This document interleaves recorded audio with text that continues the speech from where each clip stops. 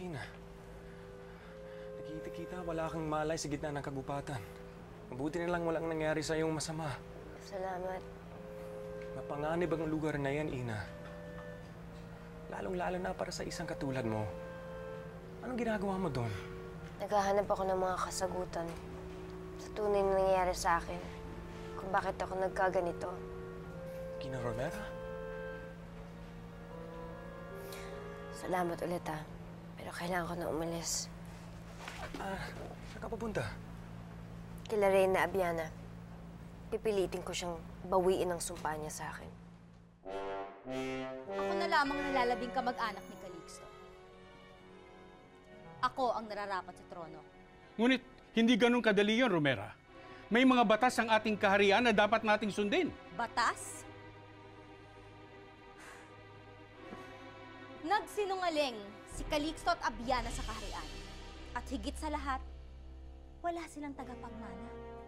At ayon sa batas, ako at ang pamilya ko ang nararapat sa trono. Abiana? Bakit ka alis? Hindi mo ba maatin na napupunta sa akin ang trono mo?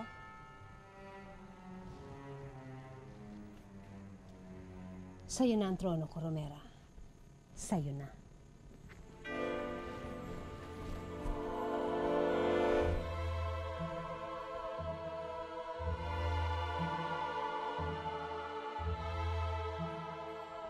Abiana,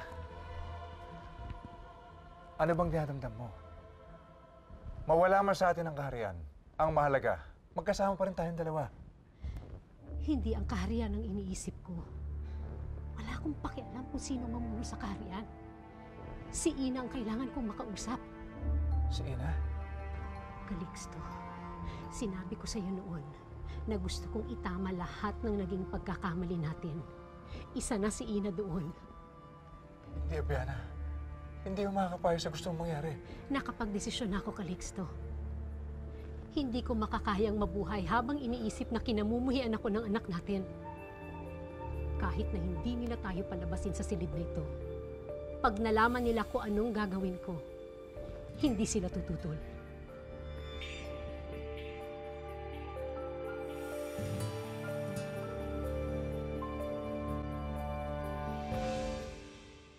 Reyna Abiana, Anak ko.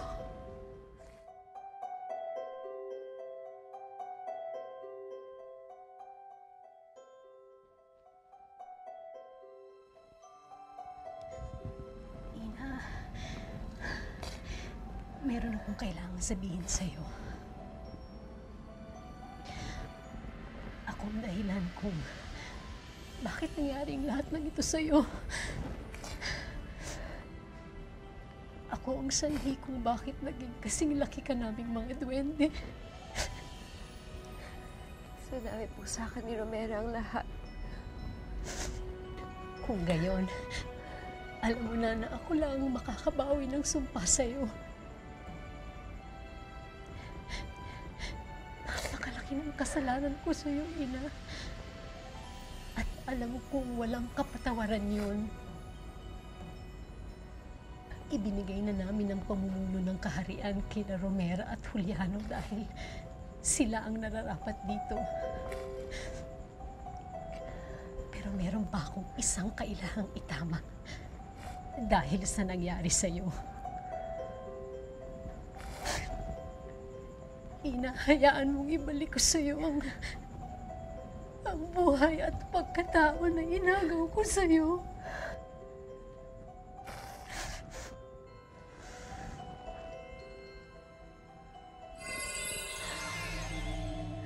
Abiana.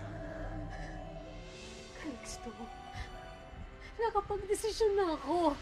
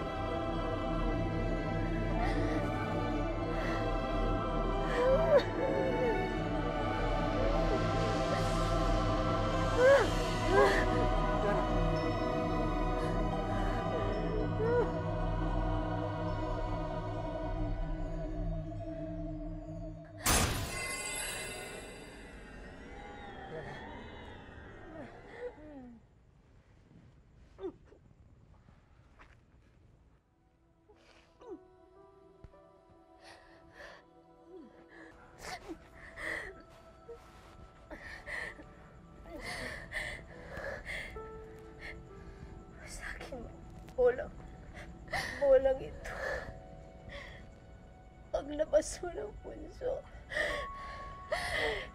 Kasama ng walang ito. Ang pagbabalik mo sa pagiging normal na tao. Ina.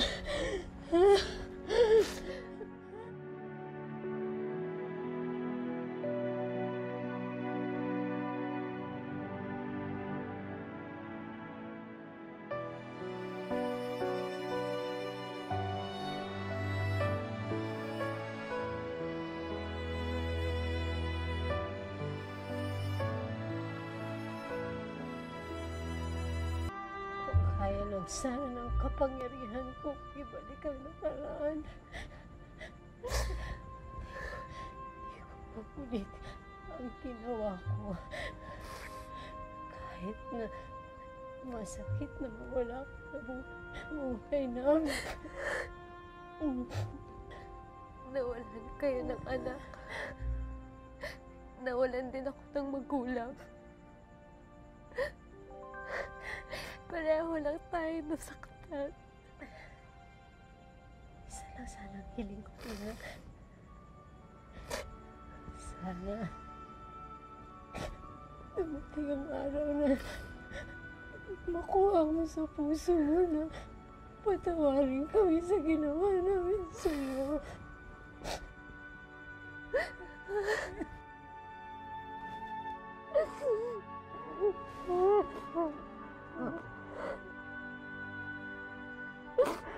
Maraming salamat, Reyna Abiana. Haring Calixto.